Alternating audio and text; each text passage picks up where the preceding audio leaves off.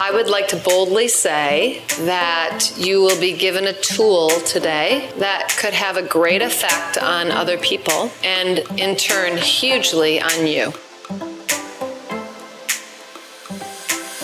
In the career of an actor, if you want to be more than a co-star, I'm going to say it's required.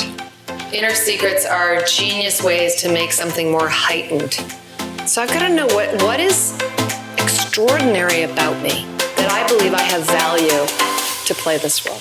It is learned. We think you're just born with charisma or you're not, but it's not true. And you're going to learn how to grow your charisma right now.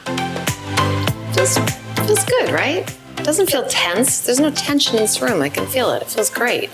You can actually feel the room shift a little bit. Yeah.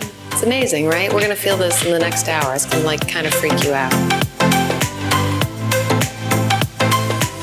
Because highly charismatic people see, even before you probably know, you're losing interest.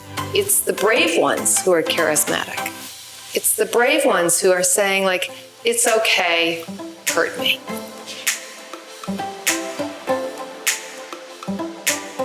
In this medium of film and television, where we see behind the eyes, there has to be an authenticity that matches up.